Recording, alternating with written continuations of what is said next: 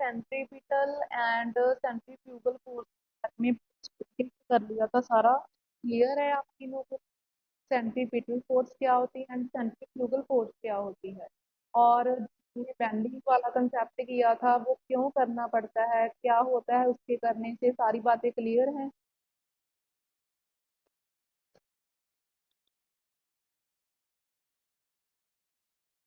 Okay, तो आज हमने जो करना है next topic, vehicle taking a circular turn on a level road. ठीक है, जहाँ क्या केस है, जो रोड है अभी रोड अप नहीं किया हुआ है, ठीक है, बिल्कुल प्लेन रोड है। प्लेन रोड पर जब कोई व्हीकल टर्न लेता है, सर्कुलर टर्न, ठीक है, मीन्स वो प्लेन रोड पर जब कोई व्हीकल सर्कुलर मोशन में आता है तब उसका जो सारा फिनोमेना है वो ऑब्जर्व करना है हमने, ठीक है, कि कौन सी फोर्स लग रही है, कौन किसको बैलेंस कर रहा है। तो यहाँ पर मैंने आपको बोला था कि थोड़ा सा इसका थ्योरेटिकल पार्ट रीड कर लेना, किया आपने? ठीक है, तो जो भी ये कहानी लिखी हुई है कि मान लो कोई कार है, उसका जो वेट है वो नीचे की तरफ लग रहा है, ठीक है, और मैंने आपको ये भी समझाया बड़े अच्छे तरीके से एक लेक्चर में कि जब कोई वेट, कोई भी ऑब्जेक्ट है, उसका वेट तो नीचे की तरफ ही लगना है ना, mg। तो उसको बैलेंस कौन करता है, कौन सी फोर्स होती है जो उसे बैलेंस करती है? नॉर्मल रिएक्शन, ठीक है। और जहां पर जो नॉर्मल रिएक्शन है दोनों टायर्स पर लग रहा है, आपको डायग्राम जहां पर अच्छे से दिखाई दे रही होगी, ठीक है, जो कार है उसका वेट नीचे की तरफ लग रहा है, mg।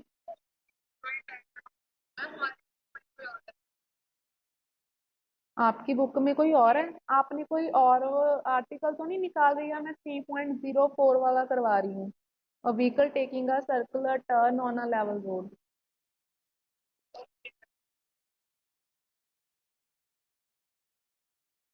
देखो ध्यान से, ये वाला है।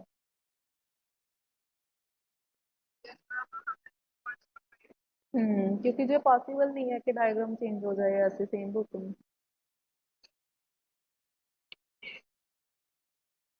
तो हमारे पास क्या है, कार है, कार का जो वेट है mg नीचे की तरफ लग रहा है, ठीक है, और वेट को, कोई भी ऑब्जेक्ट है उसका वेट नीचे की तरफ लग रहा है, उसको बैलेंस हमेशा कौन सी फोर्स करती है?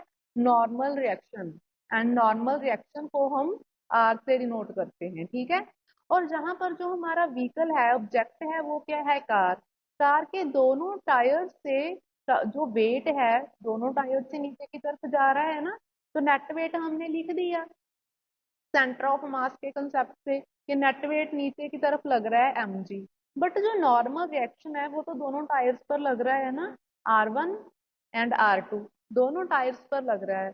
बट जो हमारा रिजल्टेंट नॉर्मल रिएक्शन है वो क्या आ जाएगा? R1 प्लस R2, मीन्स दोनों का प्लस, वही हुआ ना टोटल नॉर्मल रिएक्शन। तो जो वेट है उसको बैलेंस कौन कर रहा है? जितना टोटल नॉर्मल रिएक्शन लग रहा है व्हीकल पर। तो हम आसानी से लिख सकते हैं ना ऐसे, नीचे की तरफ क्या लग रही है? mg, तो इसको कौन बैलेंस कर रहा है? R1 प्लस R2, ठीक है, R1 प्लस R2 जहां पर क्या है? Net normal reaction. वेट को बैलेंस करने का काम कौन सी फोर्स करती है? नॉर्मल रिएक्शन की। तो हमने अपने व्हीकल पर देखा जितना टोटल नॉर्मल रिएक्शन था उसने बैलेंस कर दिया वेट को, ठीक है। उसके बाद जो व्हीकल है उसके टायर पर जो फोर्स लग रही है, दोनों टायर पर फोर्स लगेगी ना, दोनों टायर पर फोर्स लगेगी अपनी अपनी। एक टायर पर कितनी लग रही है? F1, दूसरी टायर पर कितनी लग रही है? F2। ये आपकी डायग्राम है जो प्रैक्टिकली पार्ट में लिखा हुआ है इतना सारा, ठीक है। इसलिए मैंने बोला था कि आप रीड कर लेना, मैं वर्बली बता दूंगी। उसके बाद है आपका ये वाली चीज करनी है हमने, ठीक है। ये हमने कंसेप्ट कर लिए कि जो एफ है वो किसके इक्वल होती है, अगर हमने F and normal reaction mean friction and normal reaction में रिलेशन लिखना हो तो यही बनेगा ना, F is equal to mu are.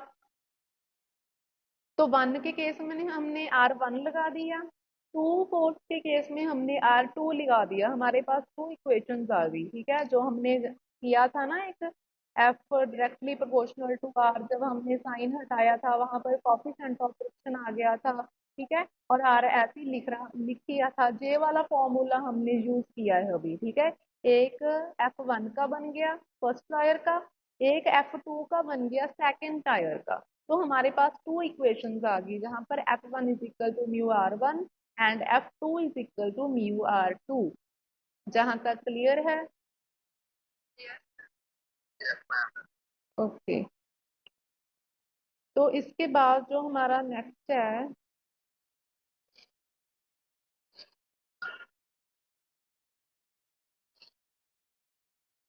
अब ये देखो ध्यान से, मैंने आपको कल जब सेंट्रीपिटल फोर्स करवाई थी, मैंने बार बार एक पॉइंट बोला था कि सेंट्रीपिटल फोर्स कोई खुद की फोर्स नहीं होती, इसकी कोई खुद की आइडेंटिफिकेशन नहीं होती। सर्कुलर मोशन के केस में, ठीक है, टुवार्ड्स द सेंटर जो भी फोर्सेस लग रही हैं उन फोर्सेस को हम क्या बोल देते हैं? सेंट्रीपिटल फोर्स, ठीक है। जहां पर कौन सी दो फोर्सेस लग रही हैं सेंटर की तरफ? इस डायग्राम में देखो, सेंटर की तरफ कौन सी टू फोर्सेस लग रही हैं, डायरेक्शन देखो। एक तो हमारे पास जे वाली फोर्स है, एक मिनट, F1, ठीक है। जे सेंटर है, देखो शो किया हुआ है सारा, जे सर्कल का ऐसा इतनी आर्क शो की हुई है, ऐसे सारा सर्कल बन रहा है, जे सर्कुलर मोशन की बात चल रही है ना, ऐसे सर्कल बन रहा है सारा, जहां पर सेंटर शो किया हुआ है। तो सेंटर की तरफ कौन सी टू फोर्सेस लग रही हैं? F1 एंड F2, ठीक है। इन दोनों फोर्सेस के प्लस को हम कौन सी फोर्स बोल सकते हैं? सेंट्रीपिटल फोर्स, ठीक है। जहां पर सेंट्रीपिटल फोर्स कौन है? F1 and F2। क्योंकि हमने तो यही पढ़ा है कि जो भी फोर्स सेंटर की तरफ लगती है उसे हम कौन सी फोर्स बोल देते हैं? Centripetal force. तो जहां पर सेंट्रीपिटल फोर्स का काम कौन कर रही है? F1 and F2। तो हम इक्वेशन बना सकते हैं F1 plus F2 is equal to centripetal force. और सेंट्रीपिटल फोर्स की वैल्यू भी मैंने कल आपको निकाल कर दिखा दी थी कि mv स्क्वायर अपॉन आर होती है। तो हमारे पास जो इक्वेशन बनेगी वो क्या बन गई? F1 plus F2 is equal to mv square upon R. इस इक्वेशन को क्रैमिंग नहीं करना, आपको समझ में होना चाहिए कि ये इक्वेशन कैसे बनी, ठीक है। हमें पता है कि जो सेंट्रीपिटल फोर्स होती है उसकी value mv square upon R होती है। और जहां पर सेंट्रीपिटल फोर्स की तरह कौन सी फोर्सेस एक्ट कर रही हैं? F1 and F2। तो इक्वेशन बन गई F1 plus F2 is equal to mv square upon R. उसके बाद हमने क्या किया, हमारे पास जो F1 की वैल्यू थी वो पुट कर दी mu R one, and F2 की जो वैल्यू थी वो पुट कर दी म्यू आर टू। और जो राइट हैंड साइड है वो ऐसी चल रही है mv स्क्वायर अपॉन आर। और नेक्स्ट स्टेप में हमने सिर्फ जो कॉफिशेंट था हमारा म्यू उसे कॉमन निकाल लिया, क्योंकि वो तो दोनों में सेम ही है, वो तो कांस्टेंट था। उसके उसके साथ हम 1 2 नहीं लगा सकते, ठीक है, क्योंकि वो क्या है? Coefficient of friction. और ये प्रोपोर्शनैलिटी का साइन हटाने के बाद आया, इसलिए ये क्या है? कांस्टेंट है, ठीक है। तो इसको हम 1 2 नहीं लगा सकते, तो ये कॉमन निकल गया। ब्रैकेट में क्या बचा? R1 plus R2 is equal to mv square upon R, ठीक है। तो उसके बाद हमारे पास क्या आया? जो R1 प्लस R2 है, ये वाली इक्वेशन क्या कर रही थी?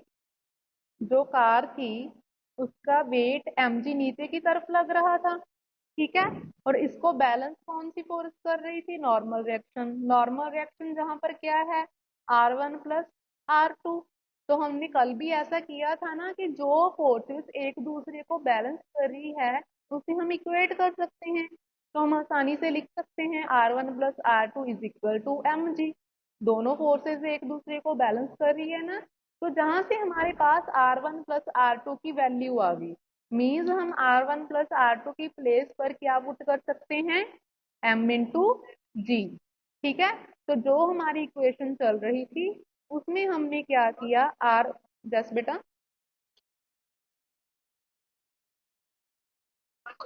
ओके, उसमें हमने क्या किया? R1 प्लस R2 की प्लेस पर mg लिख दिया, बाकी सारा वैसे ही है। और इसमें से कॉफिशेंट की वैल्यू निकाल दी, m से m कैंसिल हो जाएगा, जो इक्वेशन बची वो आपकी फाइनल इक्वेशन है, ठीक है, जहां से आप वेलोसिटी भी निकाल सकते हो कि टर्न लेने के लिए जो वेलोसिटी होनी चाहिए, सफिशिएंट वेलोसिटी कार को, ठीक है, वो कितनी होनी चाहिए। क्लियर है सारा। ओके, नेक्स्ट आ गया आपका कंसेप्ट बैंकिंग ऑफ ट्रैक्स। अभी हमने क्या किया था, जो प्लेन रोड था, अभी लेवल रोड था, ठीक है, उस पर कोई अप डाउन नहीं किया हुआ अभी, ठीक है, जो व्हीकल है उस टाइम उसकी वेलोसिटी कितनी होनी चाहिए वो हमने निकाल लिया सारी ऑब्जर्वेशन करके। अब केस आ गया जो हमने कल डिस्कस किया था कि जो डेंजरस थोड़े से टर्न होते हैं वहां पर उन्होंने ऑलरेडी जो की होती है, रोड ही थोड़ी अपकी होती है, मीन्स उसे हम क्या बोलते हैं, बैंकिंग ऑफ ट्रैक्स। जैसे आपको ये वाली डायग्राम शो हो रही है, ये देखो, इतनी अप कर दी उन्होंने जो रोड थी, ताकि जो व्हीकल है उसे सेंट्रीपिटल फोर्स आसानी से मिल जाए और टर्न लिया जाए, ठीक है, कोई भी एक्सीडेंट ना हो। और ये कौन सा केस आ गया, आपको याद होगा हमने एक ऐसे जब वो किया था ना एंगल ऑफ रिपोज वाला, उसमें था ये कंसेप्ट कि कोई भी हमारी ऑब्जेक्ट है, अगर ऑब्जेक्ट टिल्ट हो रही है तो नॉर्मल रिएक्शन तो उसके साथ टिल्ट हो जाएगा उसका, ठीक है, बट जो उसका वेट है वो तो ऐसे ही रहेगा ना नीचे की तरफ, किया था ना। वही चीज जहां पर है, जहां पर जो हमारा व्हीकल है, हमारी कार है, वो तो टिल्ट होगी बिकॉज इतना फर्क पै गया जहां पर, ठीक है, हाइट का, जो रोड थी, तो जो उसका वेट है कार का वो तो नीचे की तरफ ही लग रहा है, mg, बट जो नॉर्मल रिएक्शन है वो तो उतना साथ में टिल्ट हो गया ना जितनी कार हुई।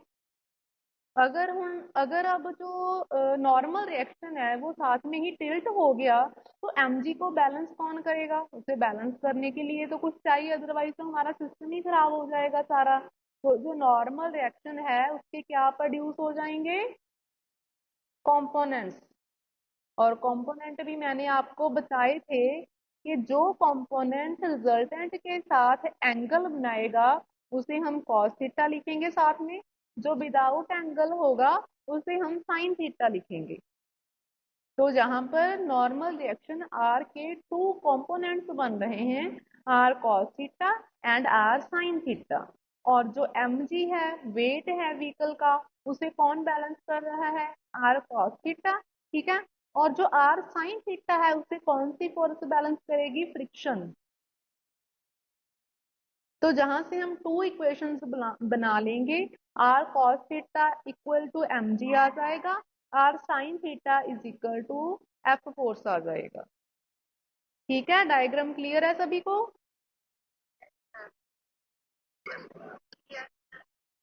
ठीक, उसके बाद हमारे पास आ गया जो थ्योरेटिकल पार्ट सारा, जो हमने कल डिस्कस किया आज डिस्कस किया वही है, इसे रीड कर लेना एक बार ताकि आपको थोड़ा सा राइटिंग के टाइम रिप्रेजेंटेशन सही करनी आ जाए, ठीक है, अदरवाइज आप वही एग्जांपल्स डाल दोगे जो मैं नॉर्मल यूज कर रही हूँ। तो जो भी हम करते हैं उसका थ्योरेटिकल पार्ट थोड़ा रीड कर लिया करो ताकि आपकी रिप्रेजेंटेशन अच्छी हो जाए, ठीक है। उसके बाद आपका इसमें जे रही नीचे टू इक्वेशंस, ठीक है, R cos theta is equal to M G, जो वेट को बैलेंस कर रहा था कंपोनेंट आर कॉस थीटा, और जो आर साइन थीटा है उसको कौन कर रहा है, centripetal force. R sine theta is equal to किसके आ जाएगा, M B square upon R के। हमारे पास ये वाली टू इक्वेशंस बन गई, और आगे बहुत इजी है जो ये डेरिवेशन है। नेक्स्ट क्या करना है हमने, तो हमारी टू इक्वेशंस आई थी उन्हें डिवाइड कर दिया, ठीक है, आर साइन थीटा वाली ऊपर रखनी है, कॉस थीटा वाली नीचे, ताकि हमारे पास टैन बन जाए, आर से आर कैंसिल हो जाना है, sine theta upon cos theta tan theta आ गया, और दूसरी साइड एम से एम कैंसिल हो जाएगा, ठीक है, B square upon R G बचेगा, और ये आपका फाइनल एक्सप्रेशन है इसका, ठीक है। इससे हम वेलोसिटी निकाल सकते हैं उस केस में कि जब जो ट्रैक है वो ऑलरेडी बैंक किया हुआ है, मीन्स थोड़ा अप किया हुआ है, उस टाइम जो व्हीकल है उसको कितनी वेलोसिटी चाहिए टर्न करने के लिए। अगर वेलोसिटी इससे कम होगी तो जो टर्न है वो नहीं ले पाएगा।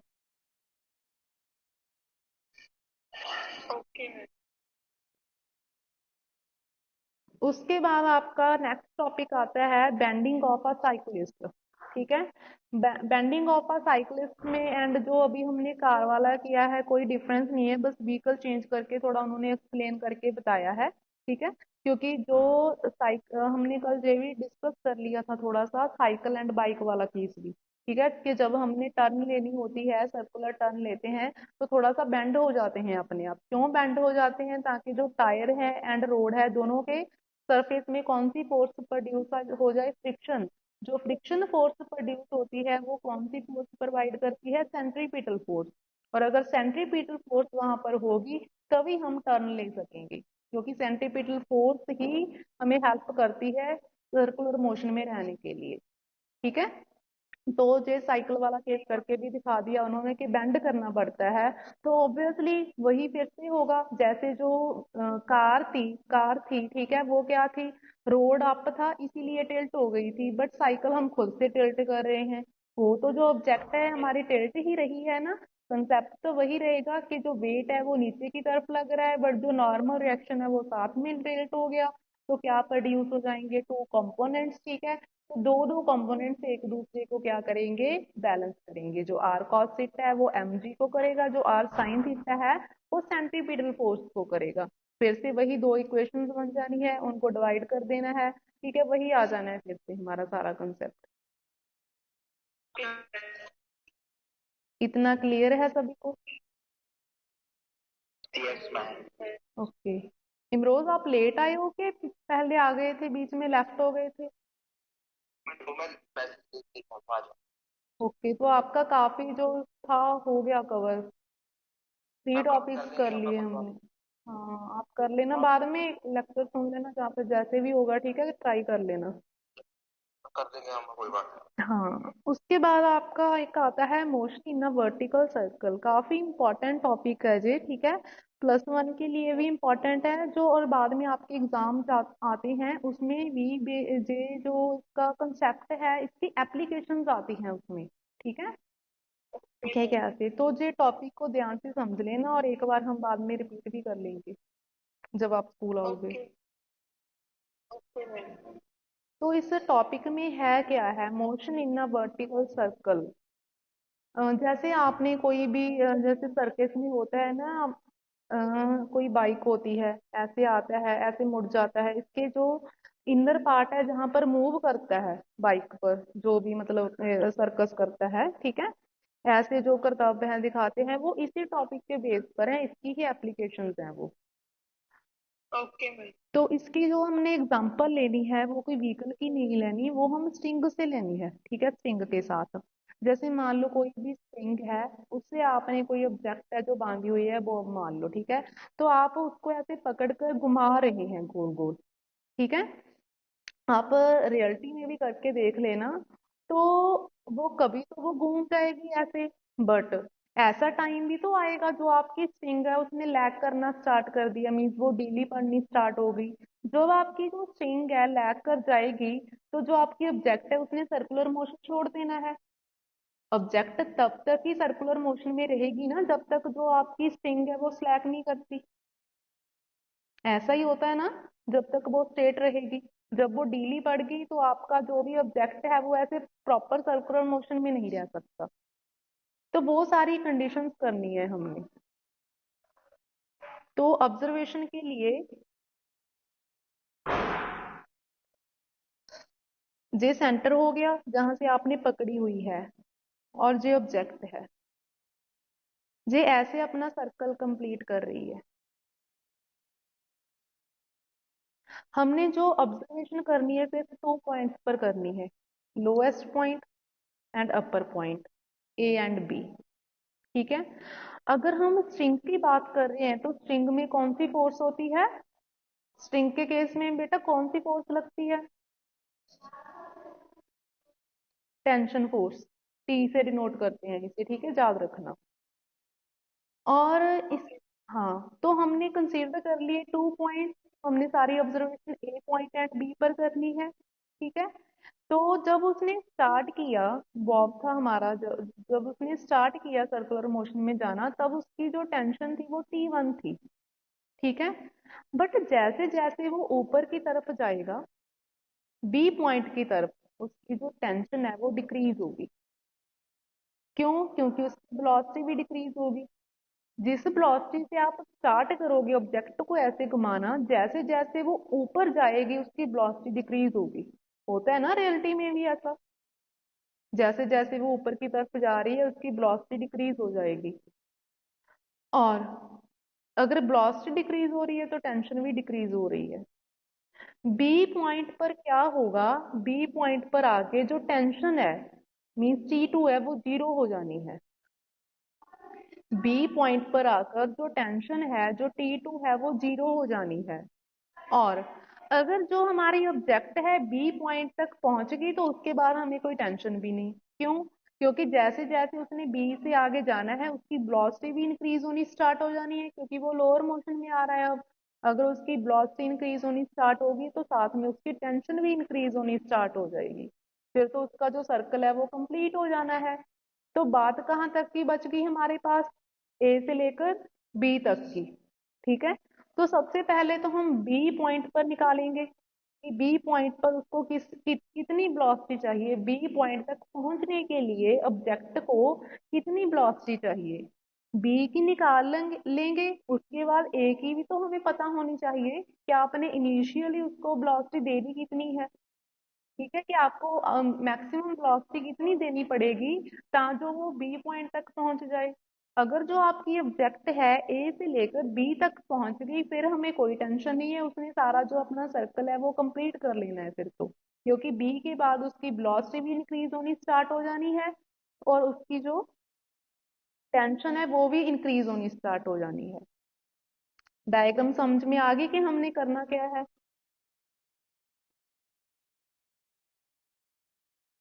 Yes ma'am. Okay. Yes ma'am. तो सबसे पहले तो हमने टू इक्वेशंस बनानी है। सर्कुलर मोशन है तो कौन सी फोर्स होगी जहां पर? बोलो। अगर सर सेंट्रीपिटल, ठीक है। सेंट्रीपिटल फोर्स जहां पर कैसे ढूंढेंगे? जो फोर्स टुवार्ड्स द सेंटर लग रही है, ठीक है। तो जहां पर पहले तो ए पॉइंट से चेक करते हैं हम। ठीक है, ए पॉइंट से इक्वेशन बनाते हैं, कैसे बनेगी? देखो जहां पर टू फोर्सेस हैं, एक तो सेंटर के टुवार्ड्स लग रही है, एक अवे फ्रॉम लग रही है सेंटर। ठीक है, जो तो सेंटर की तरफ लग रही है वो तो पॉजिटिव आ जाएगी T1। बट जो बाहर की तरफ लग रही है उसे हम क्या लिख लेंगे? -mg। किसके इक्वल लिख सकते हैं? सेंट्रीपिटल फोर्स के। सेंट्रीपिटल फोर्स क्या होती है? mv² upon r। बन गई आपकी फर्स्ट इक्वेशन। चेक करें।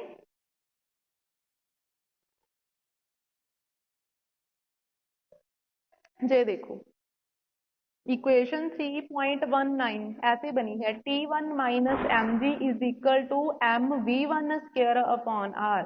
जहां पर v1 क्यों यूज किया है? क्योंकि हम जब ए पॉइंट पर कर रहे हैं, ठीक है, ए पॉइंट पर जब जो ऑब्जेक्ट थी उसकी वेलोसिटी कितनी थी? v1। T1 सेंटर की तरफ लग रहा है इसलिए पॉजिटिव आया। mg नीचे की तरफ लग रहा है, मीन्स अवे फ्रॉम सेंटर लग रहा है, इसलिए हमने नेगेटिव लिख लिया वो। ठीक है, क्योंकि सेंट्रीपिटल फोर्स तो टुवार्ड्स द सेंटर होती है ना, तो नेगेटिव लिखकर हमने इसको भी बीच में ही ऐड कर लिया। तो किसके इक्वल लिख सकते हैं हम इसे? सेंट्रीपिटल फोर्स के mv1² अपॉन r। और जब हमने बी पॉइंट की इक्वेशन बनाई, देखो दोनों फोर्सेस टुवार्ड्स द सेंटर हैं, T2 भी एंड mg भी। ठीक है, तो दोनों क्या होंगी? पॉजिटिव साइन में ही होगी। इसको क्या लिखेंगे? T2 + mg = mv2² upon r। Is it clear to all? Yes ma'am. Okay. तो ये बन गई आपकी टू इक्वेशन। उसके बाद मैंने आपको ये पहले ही बता दिया था, जो T2 = 0 लिया है, कि क्यों लिया है इन्होंने? जब जो ऑब्जेक्ट है ए से बी तक जाएगी उसकी जो टेंशन डिक्रीज होते होते बी पॉइंट तक जीरो हो जानी है, तो T2 = 0। तो हमारी जस बेटा, वेलोसिटी भी जीरो होगी T2 पर। जस बेटा वेलोसिटी भी जीरो हो जानी है। नहीं, वेलोसिटी तो होगी, वेलोसिटी के साथ ही वो मूव कर रहा है। वेलोसिटी तो है उसकी, टेंशन तो जीरो हो गई, बट वो किस फैक्टर से आगे जा रहा है, वेलोसिटी से ही जा रहा है वो। अगर टेंशन जीरो हो गई बी पॉइंट पर, ठीक है, जैसे जहां पर जीरो हो गई जो टेंशन थी, बट उसके पास वेलोसिटी है, थोड़ा सा वेलोसिटी सिर्फ इतनी ही है उसे थोड़ा सा आगे लेकर जाने की, ठीक है। और हमारे पास ये कंडीशन है कि जब जो ऑब्जेक्ट है थोड़ी सी इस पॉइंट से आगे चलेगी तो वो डाउनवर्ड मोशन में आ गई, उसके बाद तो नेचुरली उसकी जो वेलोसिटी है इंक्रीज होनी स्टार्ट हो जानी है। तो हमें सिर्फ और सिर्फ इतनी वेलोसिटी की जरूरत है जहां पर कि बी पॉइंट से थोड़ा सा आगे कर दे उसे, बस। और इतनी उसके पास है, जीरो नहीं हुई, ठीक है। Okay ma'am. तो जो T two is equal to zero है वो हमने T two plus M G वाली इक्वेशन में पुट कर दिया। एक मिनट, नेक्स्ट पेज को करती हूँ, ये रहा, ठीक है। उस इक्वेशन में पुट करने के बाद हमने अब वेलोसिटी निकाल दी वहां से, v two is equal to root G R आ जाएगा सिंप्लीफाई करने के बाद, बहुत ही इजी सिंप्लीफिकेशन है, कर लेना, ठीक है। टी टू की वैल्यू जीरो पुट कर दी, M G is equal to M V two square upon R आ गया, जहां से आपने वी टू की वैल्यू निकालनी है, ठीक है। तो आपके पास से मिनिमम वेलोसिटी आ गई कि कम से कम उसको उस ऑब्जेक्ट की वेलोसिटी बी पॉइंट पर इतनी होनी चाहिए ताकि वो आगे का जो सर्कल है उसे कंप्लीट कर सके, ठीक है। हमने वेलोसिटी निकाल ली, टी टू हमें पता है कि जीरो हो गया। तो अब हमने बी पॉइंट पर तो उसकी वेलोसिटी निकाल ली, अब वो बी पॉइंट तक पहुंचेगा कैसे, अगर हम उसे इनिशियली वेलोसिटी उतनी देंगे जितनी उसे चाहिए, ठीक है। तो जे वाली इक्वेशन यूज करके अब हम बी वन की वैल्यू निकाल लेंगे। कैसे?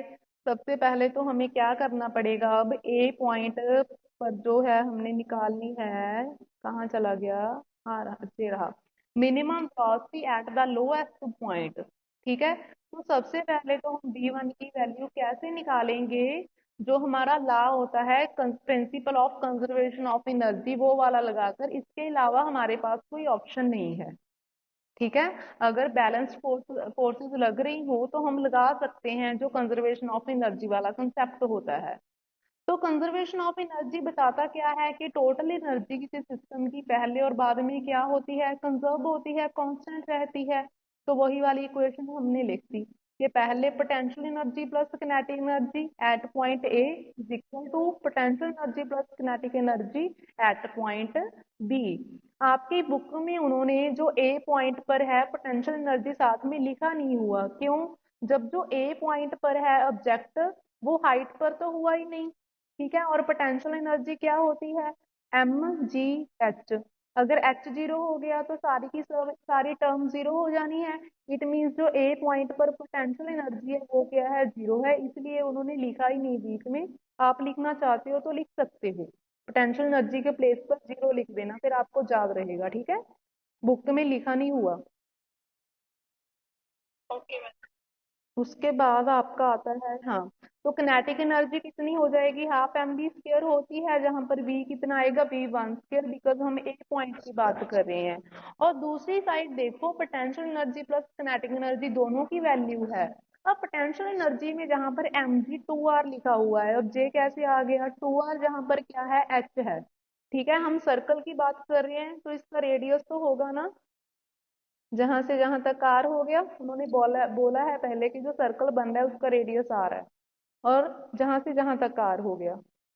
तो ऑब्जेक्ट अब कहाँ पर है, ये रही, कहाँ से देख रहे हैं हम, हाइट जहां से, तो टोटल हाइट कितनी हो गई, टू आर। तो इस पॉइंट पर जो पोटेंशियल एनर्जी है कैसे निकालेंगे, एम जी एच, एच कितना है, टू आर, तो पोटेंशियल एनर्जी कितनी आ गई, M G two R. Is it clear? Yes ma'am.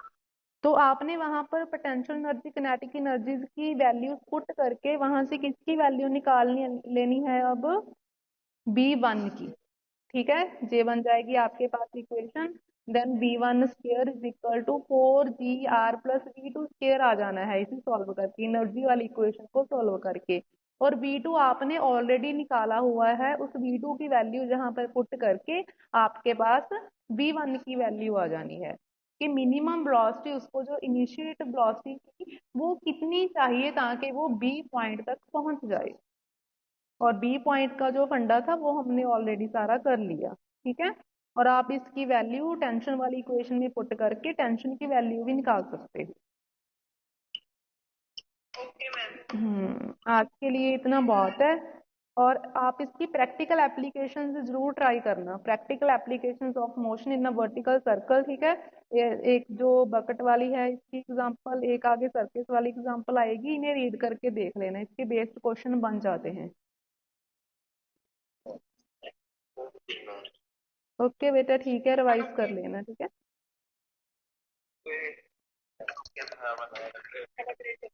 Thank you बेटा, थैंक यू बेटा, सेम टू यू।